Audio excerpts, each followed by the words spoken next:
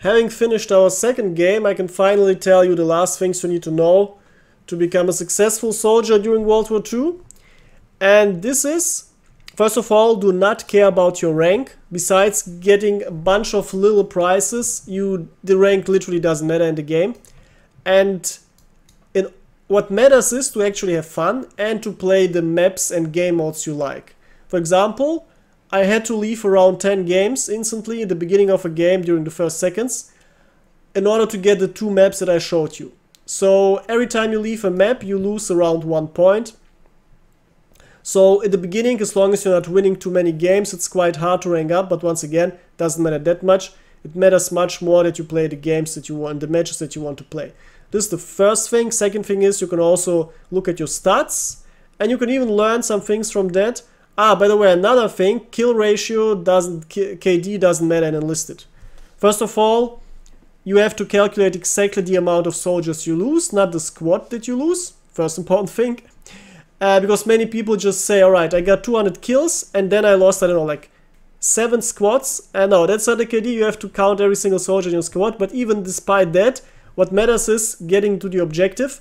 Unlike Counter-Strike, where you can win a game easily by killing the enemy team, in Enlisted it doesn't work like that. If you're an attacker, you can kill the enemy team infinitely. Since they have infinite life, you literally won't win the game this way. Yeah. So what matters is actually winning games and playing the objective. So yeah, this is not really that important. Also, win rate in the beginning also doesn't matter since you're just learning the game. Here you can get some quite crucial stats regarding which weapons give you success. And what you already see is tanks are, despite only having the weakest tank in the game, we already have quite a good success. And we already got a couple of melee kills thanks to the axes. Especially for the snipers, it can be very helpful. And we already destroyed 3 tanks. If we already unlocked TNT packs, we would have gotten more, but yeah, that's already quite good. Regarding controls, I give you some good recommendations. First of all, you want to change some buttons regarding weapons. Like all the others don't matter that much, but the weaponry ones absolutely matter. So the first thing you want to do is you want to put all of your grenade throws on one button. This has the little downside that the game decides which grenade you throw first for you. Though not always, because you can still, before throwing the grenade, you can switch to the type. But having only one button for all grenades means you're very fast. Also, if you put it on E, the game gives you leaning on the Q and E buttons. Though leaning is literally for not good people or for losers, let's call them that way. So you don't need leaning. What you need is very fast reflexes and very fast gameplay. So yeah, putting all grenades on E, the best thing you can do. Also, when you're downed, meaning when you're not dead but you're on the ground and you have time to heal, releasing the grenade with the same button is the best thing you can do, so you don't have to click different buttons. This is gonna make the game much more comfortable and faster. Then, what about throwing back grenades? Well, whenever an enemy throws a grenade at you, you can throw it back before it explodes. And the best thing is, if you look at the grenades, if you look at the thrown grenade mid-air, you can throw it back while it's in the air, and this even works on Molotov cocktails. Now, obviously, it's very hard to catch a grenade like that, but as a trick, put the throw grenade button on the shooting button, so the left mouse click, and the game is automatically gonna throw back grenades whenever you look at a grenade from an enemy. So this is amazingly good, and, well, despite that, not that much left. For example, you don't need this on holding, because I literally never use breath holding, as you saw. Also, yeah, not well. The last thing you want, well, melee, yes, melee on Q, much more comfortable, because searching for the melee button during a fight is literally the most panicky situation you can imagine. And having it on Q means I actually gonna use it. If I have it on anything else, I will be too slow, so this helps a lot. The last helpful thing regarding controls is if you go to interface, that you change the mark button to also left click. Because now, whenever you shoot, you're also gonna automatically mark. This way you don't need to extra click mark all the time. Now every single of your shots is going to be in mark. What does a mark do? Well, your teammates see where the action is, and most importantly, your bots are going to react to your marks. And whenever you shoot at someone, your bots are also going to instantly look at that direction and start shooting. So this is going to make your soldiers much better. Okay, now you have all the important settings. Regarding the experience we gained, well, I upgraded already all the squads. So I basically almost completed the blue line. Yeah, I basically completed my medic squad. Now it has the maximum size of 5. We've gotten another rifleman, and we've gotten 3 snipers for the sniper squad. Keep in mind, extremely important, play the snipers as aggressively as I do. Never just camp around. Like, snipers have the advantage of distance, but if you're sitting in the background and just camp in the background, the enemy literally can control the distance because you always keep the same distance. But if you keep pushing forward with your sniper, it's like an energy field that the distance that you can use, thanks to the sniper rifle, pushes the enemy backwards. And now you push him backwards because he can't get too close, since you always kill him. So use snipers aggressively by always going a little bit forward every single time you killed everyone. This is not only useful when you're attacking, obviously, since you have to get to the objective eventually. It's also very strong as a defender, because this way you can suffocate your enemy in their own respawn zone. Okay, now we have 3 snipers. And we have finally 3 tankers, and our tankers also have all the swag they need. And our tank finally reloads properly, though the only problem is we are broke. So where do we save money? And here are a bunch of tricks. For example, we see that we bought quite a few axes, and yeah, put them on the soldiers you absolutely want and need. If you don't have enough axes, for example, put them only on the first soldiers, not on the last. But here we can see. Also put them on the soldiers that you're gonna play always, or the squad that you're gonna play always. For example, this is the last soldier of the rifleman squad. This is the squad we play the least, because it's literally the most generic squad at the moment. So we put him down as the last infantry squad, and we play these squads in this order first. So we want to have these squads as strong as possible, and the rifleman squad doesn't need to be that strong, so we can just take away some grenades from them, because we're gonna need them much more on the other squads.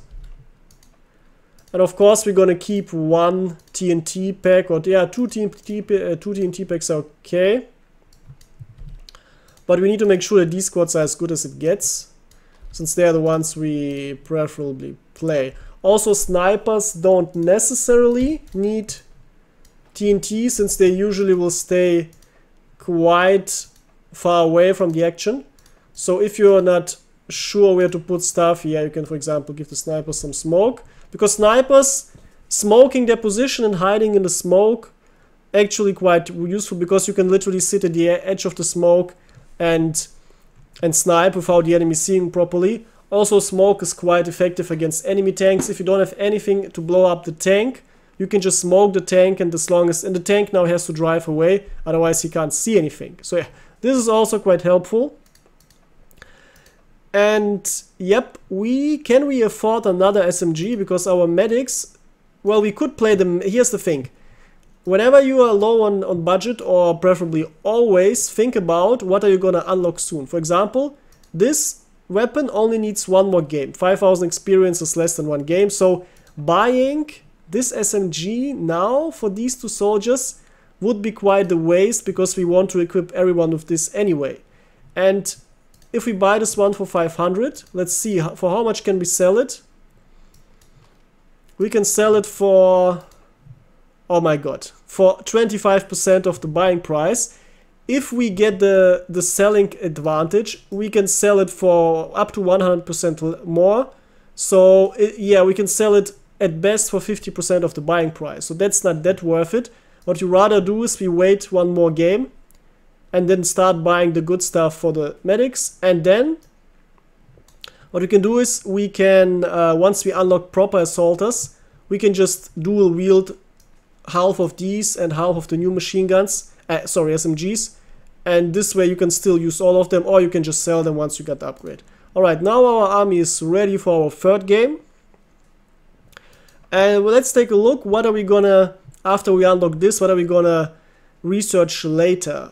Because we could go for the engineer, though. Yeah, engineer was here. Here was the radio man.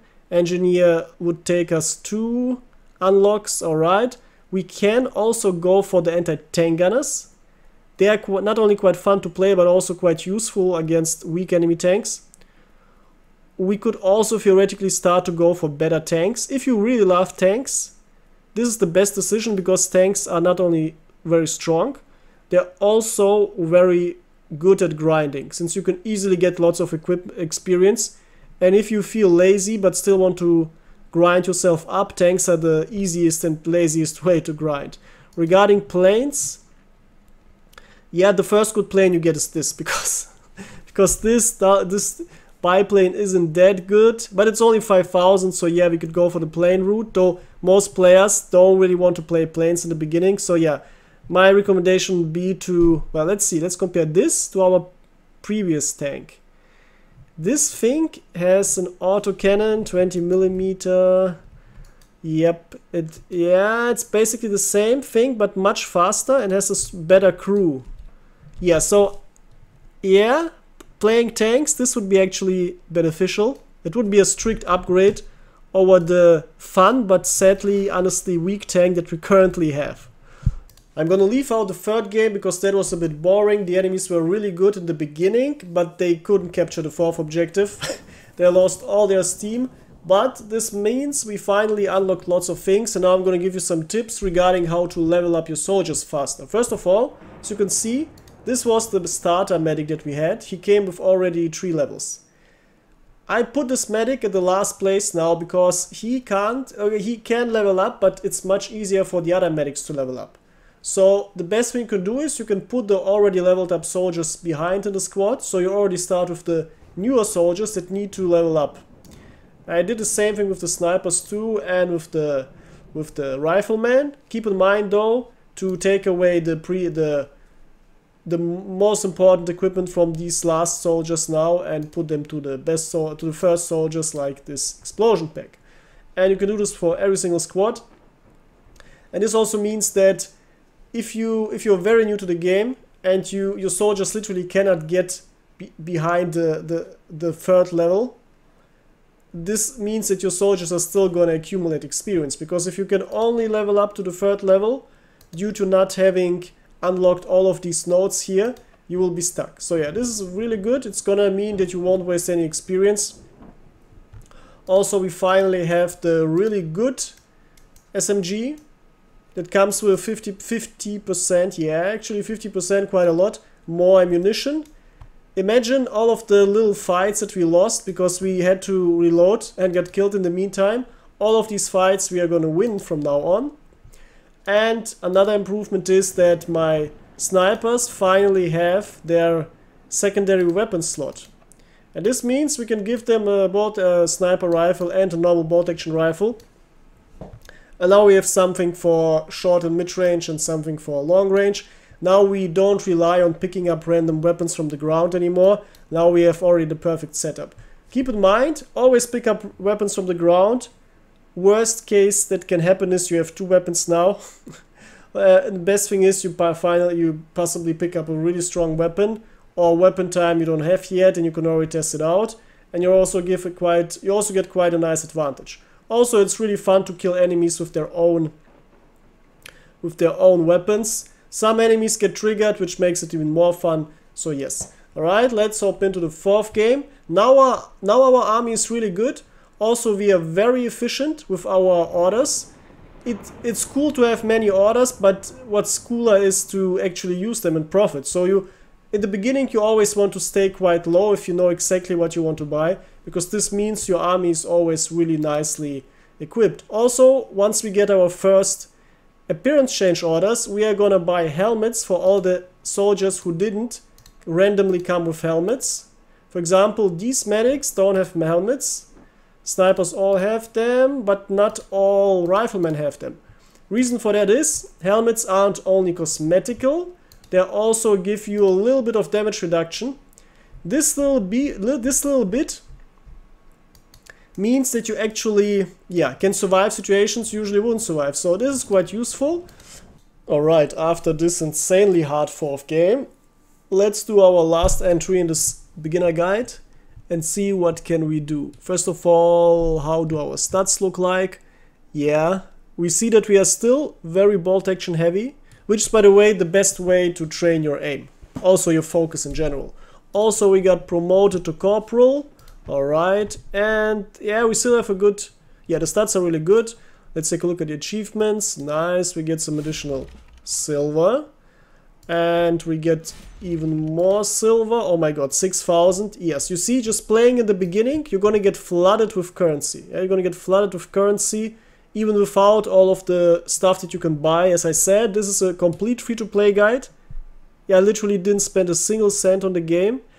And right now we even have some events. By the way, half of the time, half of the year, possibly even more, you will have some random events, and these events will give you even more currency. Yeah, okay. I'm gonna have to play one more game today to get a stage for this event, because, yeah, I don't want to waste this. Okay. And regarding our squads, how do they look like? Well, they look amazing. We basically have everything leveled up. The blue tree we already have completed for basically every squad. We have some really good medics now. Our snipers are also really good. Yeah, let's take a look at this. Yeah, what do we want? Yeah, more experience. And now we can start thinking about getting specialists, because the big lesson from the last game is that the game was ultra hard and much longer than it needed to be because we lacked specialists. We didn't have an APC to quickly flank enemies. We don't have engineers yet to build rallies of our own. And the #1 rule of Enlisted, your teammates basically will never do, because they're lazy. and the game is designed badly. It doesn't incentivize people well enough to build rallies. And we lacked ways to deal with enemy tanks, because these enemy tanks were a pure pain. Our own tank couldn't penetrate them. We were completely helpless. So we really need to, we really want to get better tanks now. And it's usually more beneficial to get access to better tanks and to get access to anti-tank rifles, because anti-tank rifles aren't that strong, and in situations where, like, tanks are better in more situations than anti-tank rifles. So even having access to anti-tank gunners won't solve every problem, but having access to better tanks will solve every problem. Yeah. And the tanks are also great against infantry. And keep in mind, we don't even have a proper cannon now. We only have like an 20mm autocannon. It's very fast, which is fun to use, but it doesn't have proper punch, it doesn't have good high explosive. Getting access to our first real tank with a 37mm cannon, yeah, this will solve many issues. Also, 3 crew members is, yeah, you see, every time we lose one, our reload time drops hard. We absolutely want to have a better tank, so we're gonna start researching a tank soon. First of all, what are we gonna do with the snipers? The pistol slot isn't that important. Also, as we saw, we don't really need the specialists yet. What we absolutely need is better rifle that shoots faster and is more precise, because our aim was really good, but the shot deviation annoyed us too often. Yeah, the shot deviation was a problem. Also, the pre-war Kar98 is basically the best bolt action sniper rifle you're gonna get for a long time, and here's the deal. In order to get to that, we have to once again get quite the large amount of experience, and then also even more experience. So I'd rather just stay with the normal Kar98K. The sights are the same, by the way.